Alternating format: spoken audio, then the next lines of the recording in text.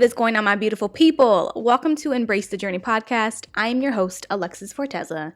And today's episode, I am rather excited and humbled and just warm and fuzzy on the inside because today is not only my first episode with my first guest ever, but Brittney and Chris, this is actually their first time being interviewed as a couple, and I had the honors to do that. Hello, can we say divine setup right there? Anywho's, this episode was so good that I had to split it up in two parts. I, somewhere in the midst of us talking, forgot that we were recording, and I looked down at the time and I said, oh my gosh, you guys, we're almost at 2 hours. So part one is going to be dropping today, this week. Next week, you'll get the remainder of it. That's how much wisdom these two shared, okay? They have a YouTube page, they got Instagrams, all of that is listed below. Please go ahead and support them. They are good people. And before I even get to the episode, I do want to say thank you both Chris and Brittney. I know you either are going to watch this or listen to it, however you guys are getting it. I really want to say thank you so much from the bottom of my heart. I do not take what you guys shared for granted. I don't take your time for granted. I appreciate you guys so much. And I think we need like a part 5, 6, 7, 8 from y'all. Anywho's, without further ado, give a warm welcome to both Brittney and Chris Hall. All right, guys, well, welcome. I want to just have a warm welcome to my two guests here, Brittney and Chris. How are you? We're good. Hi, guys. What's up, everybody? So excited to be here. And thank you, Alexis, for having us on. We're such a privilege to be here, to be honest. We literally was like, our first interview. Right. Listen, if it's your first one, I didn't know that. And that makes me very warm and fuzzy on the inside because I didn't know that. It is. Well, as a couple, it's our first. I had some time with Mikey, but this is the first official on a podcast. Yeah. Yay. What we as maybe dating. Yeah. Dating but married? No. We haven't done anything like this. Just so my listeners know, I know this wasn't, yes, it is. It was part of your 3 topics that, we'll touch on. Let me tell y'all, they have some wisdom. Not just married folks, but single people, but we're going to get into all of that. So let me just give my listeners a little backstory how I met these two, because honestly, I feel like I meet people out of just, it's like divine. It's like a divine crossing of people. And Brittney and Chris are actually in the same run group that I run in. And every time I see them and I see you guys, I'm just like, y'all are so cute. That's all I've said. Y'all are so cute.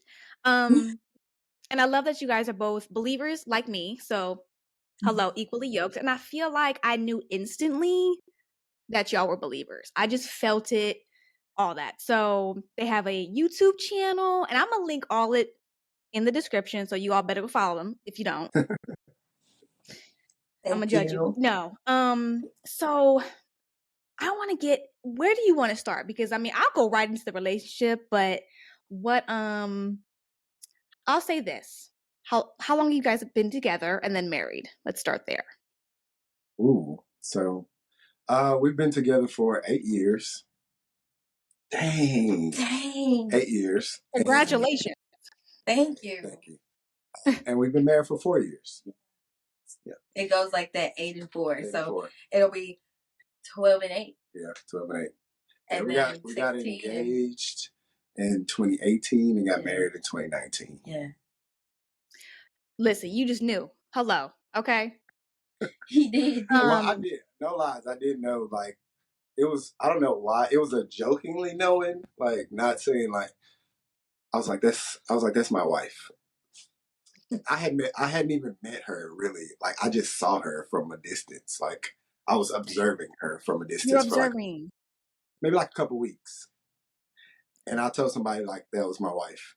And it was, like, in joking, but in seriousness, because I was like, first of all, she's just gorgeous. But then her personality, it was just like, she seems very cool and, like, somebody that I would like to get to know. And I told her, I was like, that's my wife. And then 4 years later. Hey, listen, it adds a little flavor to your story, okay? But the Yeah. thing is, you just solidified, like, men kind of know. It might take you a little while to bite the bullet, but like instinctively you knew. Like that didn't I feel like you saying like, oh, that's my wife, that didn't just come out of the blue. Like it was almost like your spirit was like, yeah, that's her right there. Yeah. It wasn't that like that's my husband from the beginning for me. No, it really wasn't. It was like he's really cool. He's very attentive. He had a lot of qualities as a great friend. Because at that point I wasn't really looking for anything like that. I had got out of a relationship that I was in for like 10 years, girl. Too young to be doing all that, you know? Girl, I I got in a know. relationship when I was 14, high school sweetheart type of thing. And then, we went to college and it just didn't work out. And so I had went on a healing or like just healing from that 10-year relationship, for like 3 years, single, just getting myself together. And I think that's what probably attracted me to him because I was so just want to live my best life, want to be the best version of myself because it had been so many years that I had been connected to somebody. And so I was just out there doing me. I was having a good time. I didn't think about I wasn't trying to be like, oh, let me be cute because I'm about to find a man. I was out there being Brittney. And I'm really happy that he found me in that being me and not being anything else because I didn't have to like change it up, I was just me. I'm like, you knew I was goofy, you knew I was clumsy, you knew I was all it, you knew I spoke my mind and whatever. So, and I guess it took maybe it's like a year or something of us dating, about a year and a half, where I was just like, okay, I can see something here. I definitely can. And at that time, I wasn't looking for, and this is probably not the best thing. I wasn't really looking for equally yoked. I didn't really care what he had because I had, and it was just kind of like whatever he brings to the table is what he brings to the table because my expectations of what he brings, it just wasn't that. It really was like, do I have a good time with you? Are you fun? Are you attentive? Like it was that. I know like now they say like, make sure they got this, make sure they got all this stuff. And I get all that. It's a list of things now. Yes, it is. And to hearing it now, the way that they want you to vet your man, I'm like, I failed the test because I wasn't looking for someone to complete me or, whatever he brings. If he's nice, characteristic wise, if he brings it to the table, cool. Let's have a good time. It really was. Are you gonna bring enjoyment to my life? Because I was working hard, girl. I was climbing up the corporate ladder, so I needed somebody to relieve me of just being at work 24/7. So he came in with the fun, and we had a good time. It kind of sounds like, because you say like you didn't vet him properly, but in a sense, I feel like you did, because this is what I hear as I heard your story and your side, because you were a full person, you were whole. Mm-hmm. So you didn't have to come with this dissertation, this list of things, because you're like, it's okay if you don't come with everything, because I've lived 3 years on my own. Like, and I think I don't even want to go down that rabbit hole of dating, but I think a lot of the problems is we have too many things on our list. And that comes out of fear. Because like you just said, you're like, do we have fun? Like, can we like vibe? Are we friends? I think people skip over the friendship aspect because it seems like y'all are friends, like y'all are married, but I feel like y'all were like really good friends first. We were. We started out in a friend group. Well, the thing is, we literally just said that this morning. We were talking. It was like, the thing is, I feel like we're friends first and then a couple second. And I think that friendship that we built is what our relationship is based on. And so we genuinely have that connection as friends. And then we have that respect as I love you as a friend, but I also love you as a partner. Yes. And it makes it work. It does make that. It makes it easier. Yes. And it's like people may think like, oh, they're always together. Well, before we got together like that, we were besties. We were like friends. It was like I call it like, you want to go get some food, you want to go out to eat, or you want to go to the club. Like when we were clubbing, you want to go to the club, you want to go have a good time. Yeah, let's go. And honestly, I needed that at the time because I was so focused and career driven that I didn't have that time.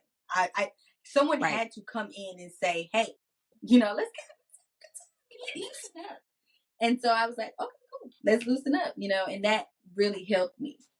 Yeah. So I guess you did fulfill a need. Yeah.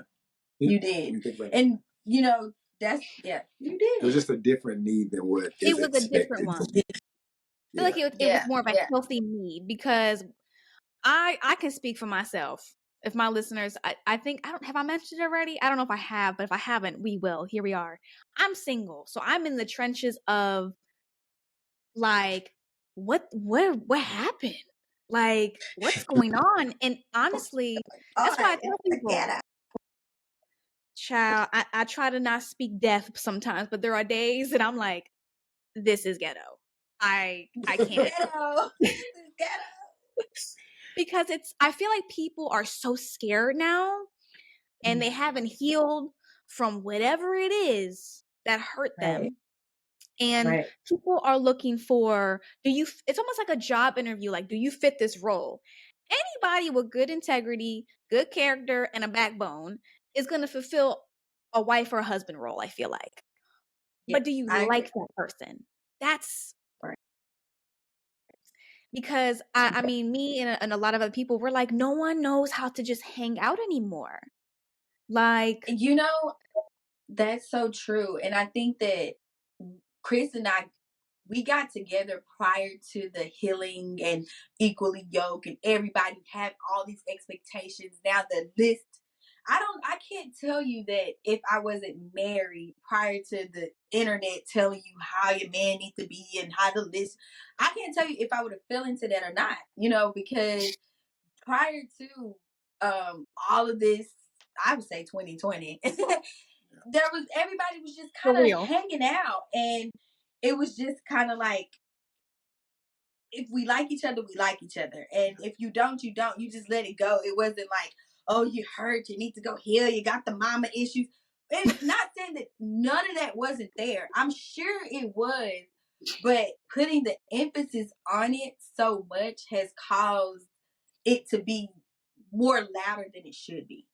You know what I'm saying? I do believe that we need to know like each other's backgrounds. We need to know like, things like that. But really, you can judge someone off of like their integrity. How they treat their friends when they're not around. Like, are you protecting your friend's name, the people that I see you with when we're not together? Like, are you that? And he was that. He was so much like into his friends. He would do anything for them. And it was just like, wow. So I know when I'm not around, you will be the same way. The way that he treated his mother, the way that he treated his sisters, it was like so good. I just couldn't believe that. Like, dang, you really like, you really holding it down for the family, holding it down for the 99 and 2000. Like, he really did. Now, were there other things that as we grew and learned each other that we had to like unpack and unbox? Yeah, but at this point, the foundation of, I know you're a good person. At the end of the day, we can work through this because I know that you're a good man. You have integrity. You're gonna be honest. So it's worth unpacking the hurt, unpacking any learned things that we got from our childhood. But when you don't have that foundation from the beginning and you trying to unpack all that stuff, it's like, I'm out. This is too much. Like, this is too much, And I think that we go too quick into that before we even get to have a foundation of, is this a good person? Because a lot of times a good person can make a mistake. And it's just like, it was a mistake. This is not who they are. But if you don't know that and you're just going based off of like their trauma and all this stuff, you can easily let this person go, not knowing that that's not who they were. That was their environment. Now that they're out that environment, they're healing, da da da. But yeah, so I can go on and on. But yeah. I listen. I'm giving the spark notes. Like, this is really, I really want the listeners to really hear what she just said, and Chris as well. Y'all were not perfect people. You still are not perfect people. No, right. Yeah. But look what she said, y'all. She said, I knew he was a good man by his character. And when you got two people with good character, you can get through anything. That's what it is. That's what it is. It really is. It really is. I can stand on, like, you know, I know he didn't do that intentionally to hurt me. He more than likely did not know. And so now we can go into the healing phase of, hey, did you know, I know most of the time I don't go in defensive because I know his character. I'm like, hey, I know you didn't do that to hurt me, but it did. So let's talk through it. And vice versa. You know, that's kind of how it is, because, and I can go in like that because I know him as a person. I know his character. I know that he would never do that. And I think that like having that mindset within like disagreements or anything that may come up throughout the time of your relationship, having that mindset of that, well, I know she wouldn't do this to intentionally hurt me, right, maliciously. If you think about that in every issue, right, you won't be able to take it personally. Right. That way you're able to talk through those things, whatever it is, you're able to have a conversation because you know she's not going to do this on purpose. She's not going to do this to hurt me. Like, that's the bottom line. Like, I know her. I know her character. Let's just talk about it and see where your head was and why I felt the way I felt about it. Yeah. So that we can move forward in the future. Yeah, that's exactly how it is. Yes. And unpacking it like that, then we get to say, oh, I learned that in childhood. Oh, I learned that from my mom. Oh, you know, now, because it wasn't something that you're trying to do. It was something that it was a learned behavior. And now we can pick it off easily versus like, you know, I got to change before I can even find somebody. Like, no, he accepted me for who I was and I accepted him for who he was because of just the baseline characteristics were there. He had integrity. He was honest.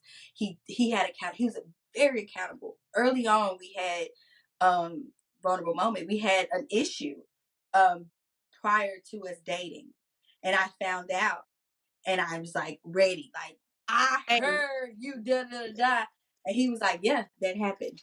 It happened, wow. And it's like, can we work through this? It was like, okay, I can't do nothing because he didn't lie. He didn't try to make it seem like this didn't happen. He was just like, yeah, it did. And he said, I'm sorry that you had to find out from someone else. He apologized. He took accountability. And now, I'm not going to say it didn't take work because the trust was still broken because there was some betrayal there. But the point was that his integrity, his honesty, his accountability showed up very clear to me very early on in our relationship. Not even our marriage, but our relationship, to where I was willing to work through it. I know for a fact that he would have lied, or if he would have tried to make it seem like I was going to tell you, all that, just not being a man about it, or not being a good person. Let me just not say a man, but not being a good person and holding those character traits of the things I just said, we wouldn't be together to this day. Yeah, we wouldn't. Right. That's listen. I know I probably have more women listeners than I do men, but that's very refreshing to hear because it sounds like, Chris, you were a safe person for Brittney. Like, because I know, listen, I might be very articulate in my communication now, but I had a whole season of like, I was popping off because I was hurt and I was scared. And the worst thing, I see it so much, is like when the girl's like, so did you do this? And the guy's like, nah, like, you see, you tripping. There you go. It's that gaslighting. It's that lack of accountability. Like, so my question for you, Chris, like, how did you were you ever the type of dude that was like, you tripping? Or were you always just an honest guy from the start? Because that answer that you gave her, like, yeah, I did it. No. I'm like, I wasn't expecting I would have calmed down immediately. Like, oh, okay. I did. So I can say that I never had that true, like, I'm gonna say it in slang. I never had that true hoe phase to where I was like dogging out women because I was raised by a woman. So I think I had a different level of respect for women just because I was raised by my mom and my grandma. Everybody's raised by women, babe. But no, like my dad wasn't there. Like I was raised by a single mom. Yeah. That's what I should say. I was raised by a single mom and my grandmother. My stepdad was there, but he was very absent from me. And so I think I just had a different level of respect for women. And so when she did come to me, looking at her and the hurt that I saw on her face, and it's like, I mean, yeah, I did it. I did do that. And I'm sorry, but that doesn't change who I am today.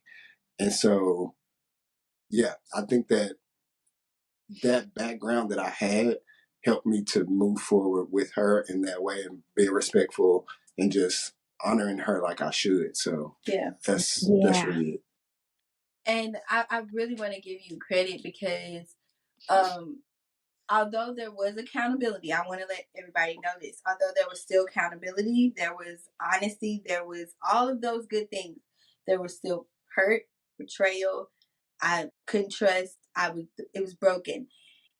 During that time, I was still very petty, because I was still hurt. And I'm going to be honest. I would bring it up. I would just be like, rah, rah, rah, rah. He was so patient. The patience was there. He was so, we got through it because he allowed me to hurt. He never dismissed my pain. And Alexis, it took about 2 or 3 years for me to fully heal from it. And I can tell you, it took 2 to 3 years without him ripping off the Band-Aid and re-scarring. You get what I'm saying? Like having another mishap or anything like that.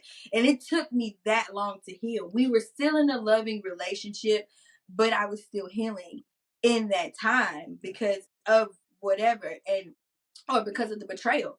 But he was patient. He was okay with it. He took the yelling, he took the random attitudes because there were. I cannot sit up here and say it wasn't. There were random attitudes. There was some, I can do this because, just being healing, trying to figure out how to get through it. I am the queen of that. Yes, very much so being passive aggressive because I didn't really understand how to get through it. Right.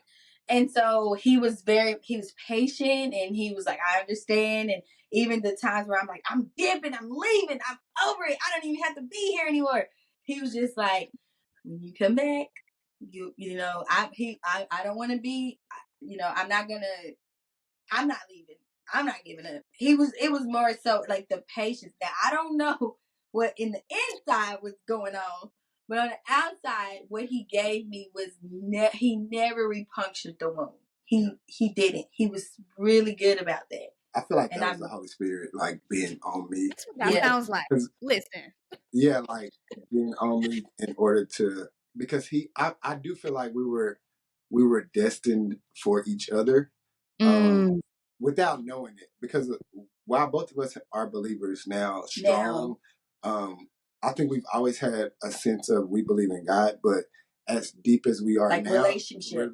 We just gained relationship over a year. Yeah, so the relationship really wasn't there.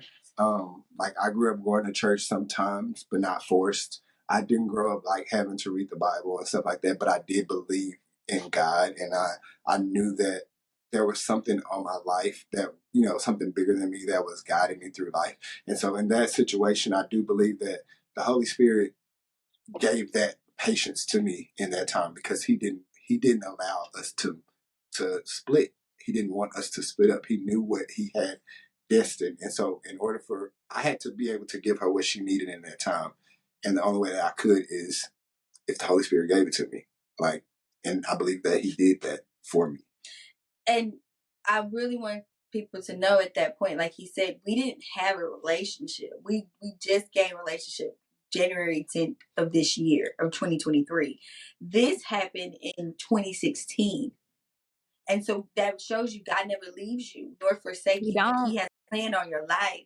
Even when you don't even realize it, he's there. He's guiding you. He's there through all of it. Like, this was a series. This was like a season of pain, and to know that God was with us through every step, and we wasn't really acknowledging it. Without any acknowledgement, it's like, okay, wow, yeah, just wow, so beautifully good to us as a couple, because most people probably couldn't have lasted one, the betrayal, or into the healing of the betrayal so early on. It was maybe 5 months into our relationship, not very long into our relationship.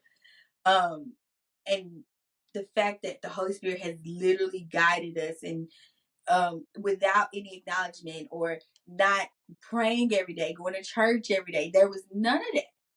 He had a relationship with us before we had a relationship with him.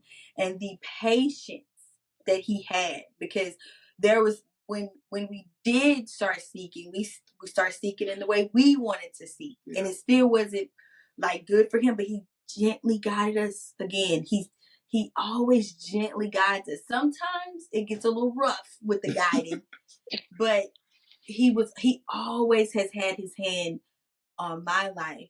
And I can honestly just go back and just think, prior to Chris, how much he has been guiding me. And then getting with Chris, I can see the guidance. And now that I understand it, it's just like, it's so much power that he has been guiding my life. Now that I can see it, it's just overwhelming. I can agree with that too. I can agree with that as well. It's like just the reflection of my life and how it went. He was always there. He was always there. It's not even a question. He was always there. I just didn't know it. And I didn't have the knowledge and the wisdom to know that's what it was. It was like, at some point I'm thinking like, oh, I did that. Like, I'm just this, I'm just badass. I did it. Like, I'm smart, I'm educated.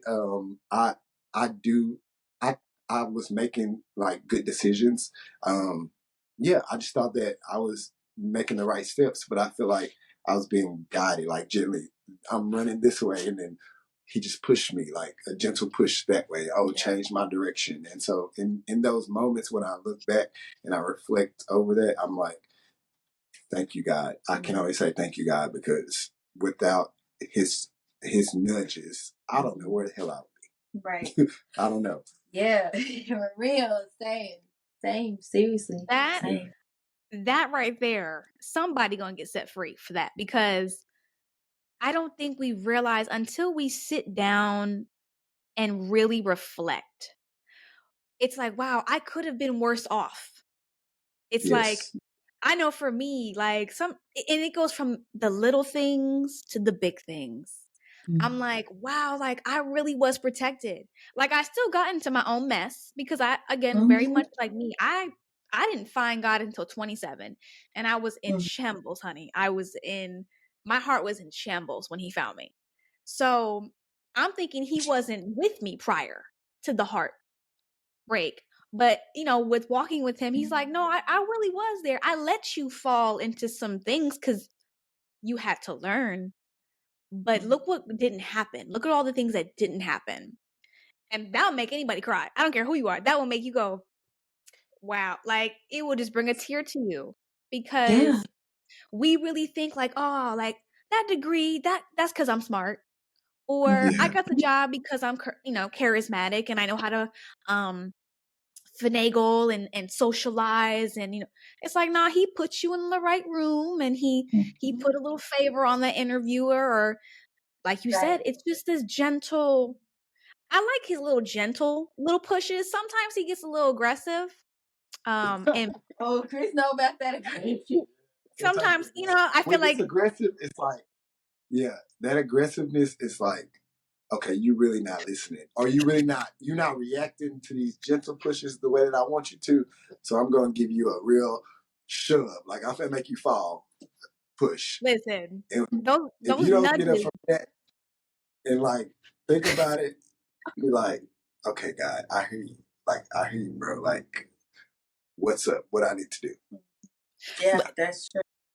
And I always tell people who are like on the fence, like very much, they're like, well, I believe there's a God, I just don't really know him. Yeah. And I always tell them, like, listen, ask him to show himself in a way that you will get, because how he showed himself to me might not work for the person next door or anybody. But I knew, and like for me, it was very simple. It was not dramatic.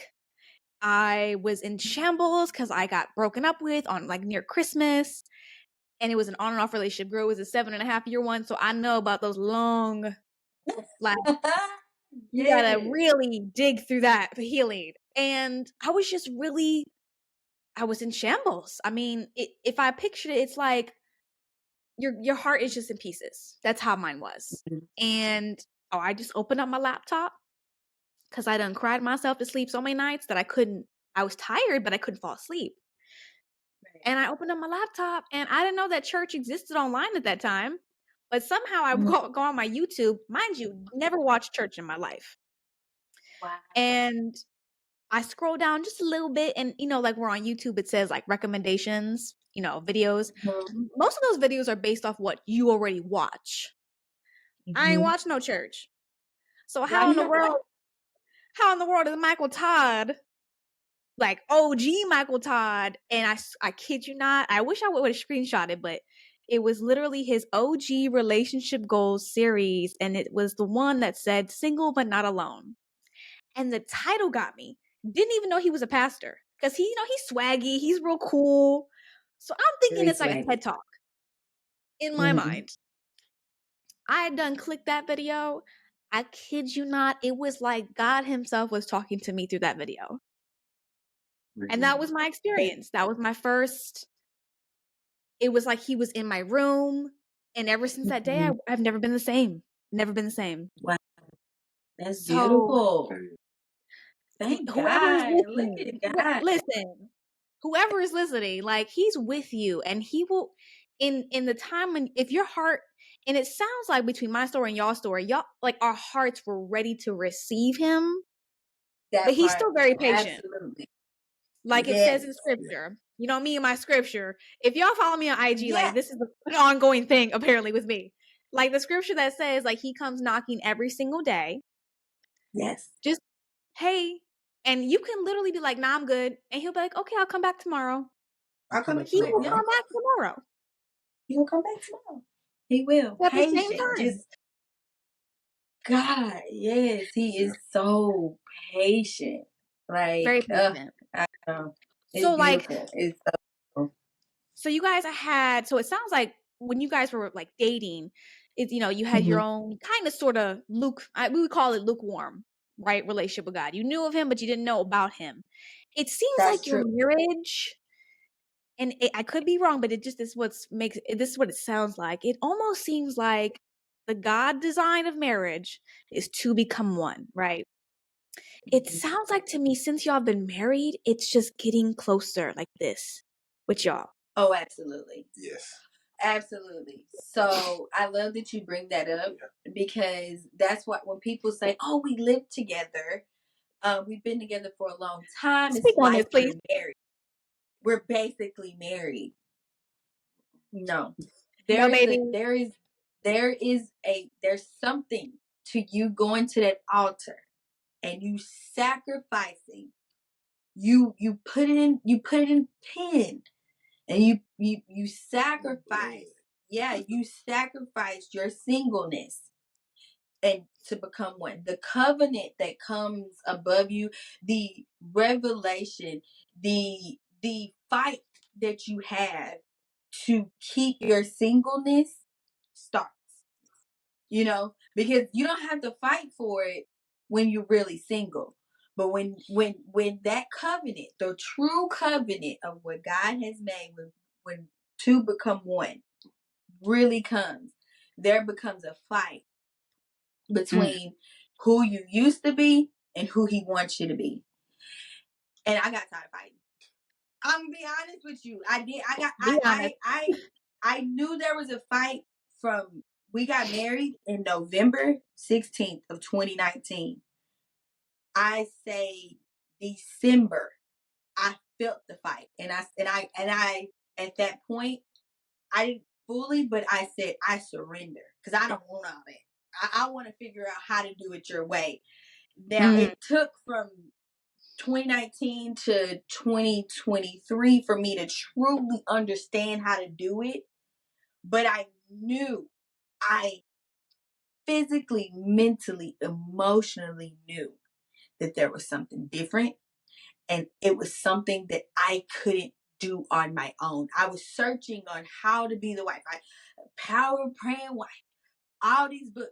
Every book in the world that you could possibly read. My self-help books went from 0 to like 30 over that time. It really did, because I knew that there was something that I was supposed to be doing. And I knew that there was a source that was missing. And we heard, like, people tell us, put God first. Put God first and everything will be good. And that is absolutely true if you know what that means. If you know how to do that. Right? If you know that that means you're putting him first because you are now crucifying everything you used to know to follow his ways. But if you don't know his ways, you don't understand. Right? So I'm going to every other book. Right? I'm telling you, I read at least between 2020 to 23, I probably read like 7 help books trying to figure it out. Right? 2023, Chris said, I'm going to read the full Bible. Because at this point, we're doing devotionals. Because we knew something wasn't right. We knew we were missing something. There was an element in this covenant that wasn't fully there. So we're trying to fix it on our own. Like, we trying to figure it out, right? Right. And he said, I'm going to read the Bible in full. And I was like, why? I get my devotionals every day.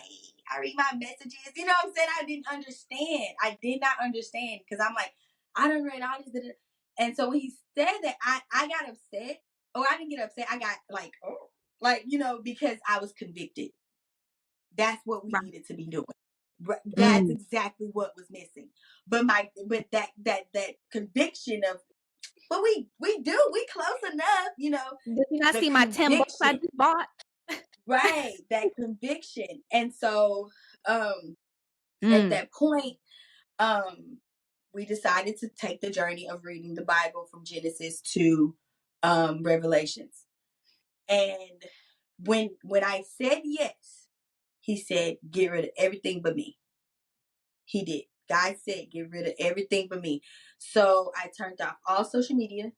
I turned off anything that was not him. And this is just how I did it, because I don't know if I'm ADD or what, but I get losing track of things, And he said, do it until you don't reconnect with the world until you finish connecting with me. So yeah, at this point, I had that social media was my means of income, right? I was an influencer. I had, 60 between all 3 of my platforms. I had almost like 100,000 followers. And so I'm like, I can't disconnect. What? How am I going to disconnect? Oh, and when I didn't disconnect, there was a strong urge to where it was like, since you don't want to disconnect, get rid of it. Get rid of it. Yes, my biggest platform, which, because he had been telling me to do it for a while, and I didn't do it, and it was a strong urge. I went to church, and we were listening to Stephanie Aika, great pastor. I heard through her words, delete your TikTok. At this point, I had 70,000 followers. That's exactly what we just said. When he's like, I'm gonna slightly, push you.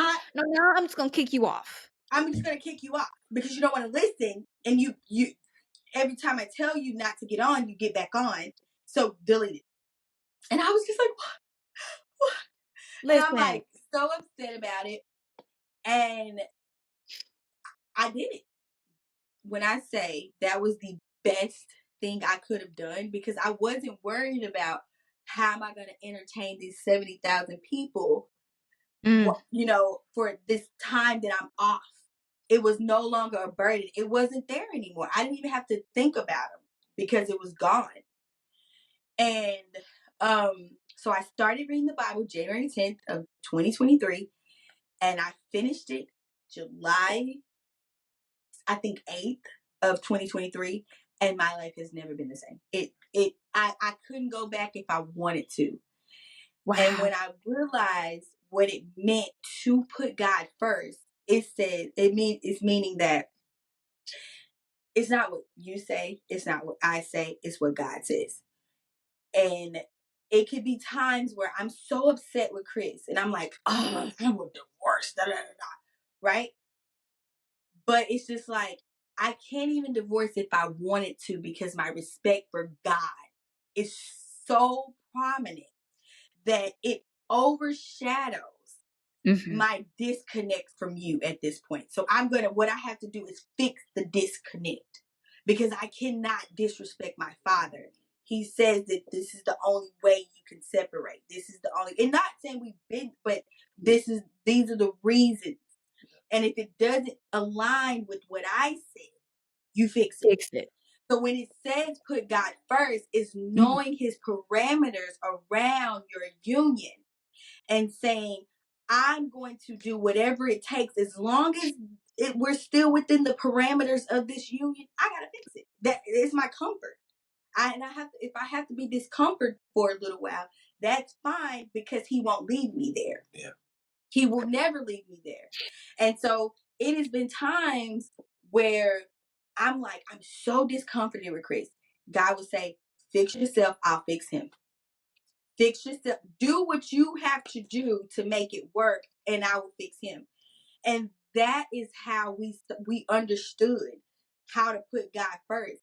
And this is in our 3rd year marriage. And I know things are going to get easier. Why? Because when we answered the call of the fight of fighting my singleness with my marriage, we answered it. We couldn't. We wanted to figure out how to fix it. There was a want to say, hey, there's something here. We're missing something together. And at that point, I'm not saying we figured it out at all, because we still have our adversity, but God comes first. And I trust what Chris says, because I know he's not going to come at me with nothing before he goes to God. And that's how I'm able to submit to this man. I'm able to submit because he will never bring anything to me or act in a way prior to him going to God. So when he does say something for the family, I'm not questioning, is that your flesh or is that God? Because I believe that God has a hold on him, and he has created this relationship with God that will carry us through. And even when he has not, because there has been times he has not conferred with God and God has conferred with me, I was still able to respect him as head of household, because I wanted to stay in parameters of God. And I said, I know in my brain, I know that's not right. I've told you it's not right. And after I told you it wasn't right, I'm not going to put up a fight.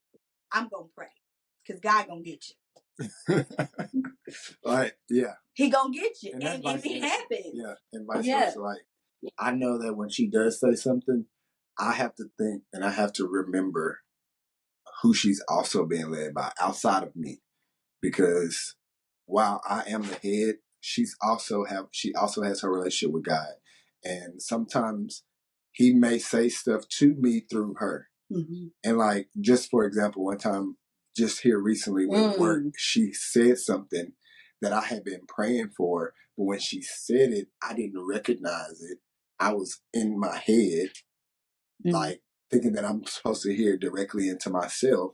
And when she said it, I didn't take heed to it. And it came back to bite me in the butt. And I felt so bad. Like when she said it, when she came back, she was like, I am upset. And this is why I'm upset. Yes. And when she said it, it dawned on me. I had been praying for that answer. And I didn't even recognize when she said it that was my answer. And that was coming from God. So in this relationship, I have to remember, like, I'm not the only one that's leading. God is leading. And so he's going to talk through my wise counsel, which is her. Like, I can trust her more than I can trust anybody on this earth. And so he's going to use those people that are closest to you to say things that he wants to get to you, without saying it directly to you. Mm-hmm. And so now it's like, okay, I have to remember that going forward in everything, because she said a whole bunch of things that I've always like, dang, I was just asking God for that. Or dang, God said, he told me that and he confirmed it through you. Mm-hmm. So that's something that we also have to remember. Like, God's going to talk through both of you. He's going to also lead both of you. Right. And that confidence came from when he led us to start reading the Bible, and I started reading the Bible. We started together. We definitely started together to the point to where we were reading, and we would come back and talk about the chapters together. And so at that point, I was confident that he was doing, what he needed to do. And then midway through, he went on his journey and I went on my journey. And we were reading on our own terms, and we were finding out things on our own terms. And he would read something, and he'll come back and talk to me about it. And I'm like, wow, when I read that, I didn't see that, but that is beautiful how you see it. So it was in the beginning, we were together, and then we went our separate ways, and then we brought our ideas back together.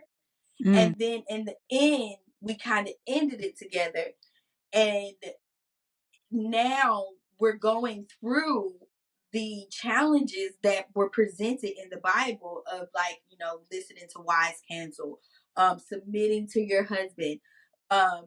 You got the husband submitting to his wife. That gets misconstrued too. Like, yes. You both have to submit. Yes. It can't just be one side submitting. It's both submitting to each other and to God. Like, there's submission from both ends. And when that happens, you feel a difference. You can see a difference. Mm-hmm. You hear and see differently. Mm-hmm. It's a beautiful thing when both of you understand that neither one of you are the sole leader in this relationship. That part. No more roles. God switches it up. He switches it up. Like, sometimes he'll send it through Chris, or he'll send it through me, or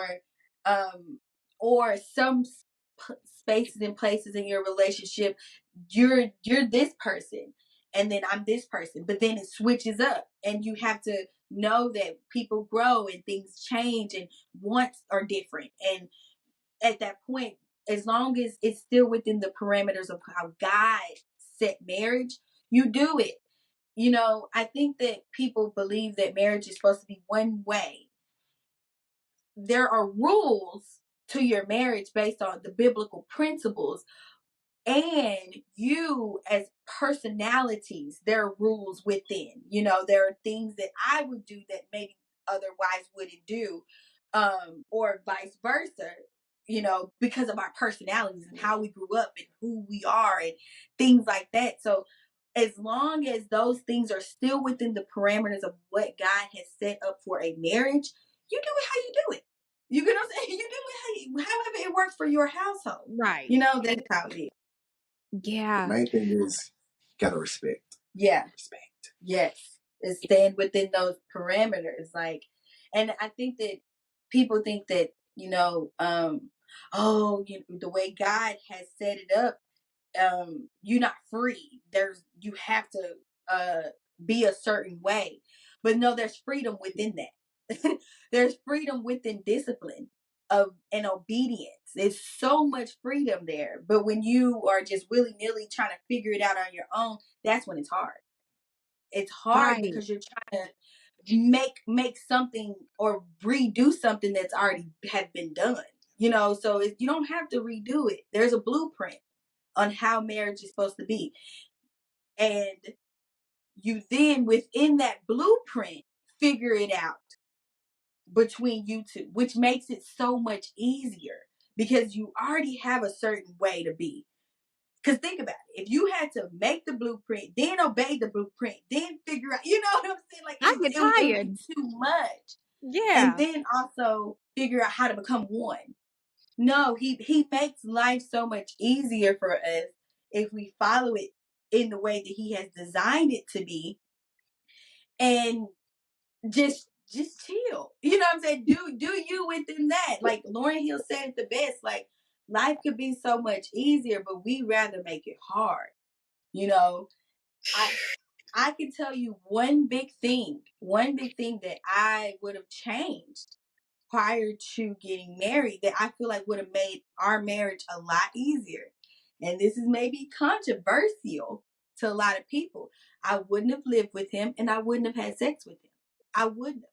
I think that there was a lot of blind spots because of it. There was a lot of emotional attachment where we could have made different decisions and made, things a little bit easier on us. Now we are where we are. And I would recommend for you not to. I would. And that's based on our experience and the soul tie and the attachment that we had. Granted, we did that and God has put us together. We were supposed to be together, but just imagine if we weren't. How like the soul tie that I would have had and the emotional trauma that I would have had to get over from that. So no, I wouldn't. I think that we would have made different decisions financially. We would have made different decisions emotionally. We would have made different decisions. And I think we wouldn't have went through that 2 years of me not being able to forgive him. So because we had already been intercourse together, I wouldn't have felt so passionate and so I wouldn't have wanted to hold on to it because the betrayal was not only to me as the outer, but it was the betrayal of the inner me too. Like, wow, you could have told me that before I gave you my me. You know what I'm saying? I feel like it wouldn't have been so tight if I wouldn't have. And granted, I believe we would have gotten through it, but do I think it would have took me 2 years to get through it? No, I don't. And that's just me personally just going back and reflecting on things that I would have done differently. Yeah. After reading the Bible. Yeah. I feel, first of all, not full, girl. I'm sorry. No, the amount of gems that you just dropped, like, I feel like I need. Where's y'all's offering? Do you have a PayPal? Because the amount of wisdom that you guys just gave us, and granted, you were very transparent. You're like, we've only been married 3 years, but look at the wisdom that we have thus far. Yeah. And this is like everything you guys kept saying. I just kept thinking. I really feel like since I'm rowing this boat over here trying to go through the waters of like, why is everybody so, no one wants to settle down? Like, you 35 years old and like you still can't find nobody good. Like, it goes to show me that when you don't have a foundation, everything it just all falls apart. You start chasing the wrong things. You don't even know how to care for somebody. I truly think in this generation, so many people have met men and women that could be their husband and their wife, but because they're not in the blueprint, they want to do it their way, that you literally fumble a blessing. You fumble that person. Now, and like you just mentioned, y'all were intimate before, which, hey, happens. And God still restored you. Like God still, he gave you the blueprint, right? He gives us all the blueprint. He really does. Yeah. And and I love that you just told everybody, like, listen, this is what I would have done differently. Because even though God restored you guys back to the blueprint, y'all veered off a little bit. And I don't know where I heard it. Maybe God told me in my spirit of some sort. I don't remember. But he's like, God will always restore you if you mess up. You're not doomed. He doesn't like dislove you. But if he doesn't want to keep rescuing you from the same mistake. Yeah. You know, and like that, and I just feel like, and then I'm trying to go back. There was just so many gems. And then the part where you said, I didn't realize that you had such a platform before. Do you realize the amount of people that would never want to give that up? Yes, now I do. Now I do. I when I tell people what I did, they be like, oh, you know, for me, I was just like, he was on me. He was on my dick. And this is where people have made followers an idol. They can sit here all day in front of me and lie to me, but I see right through. I'm like, no, like if you were told today to lay down everything, would you? All right, my listeners, that is the end of part 1 of the interview with both Brittney and Chris Hall. I know it was getting juicy. I know. But there's just so much to share, guys. So, anywho's, part 2 will be dropping next week, usual day, Monday.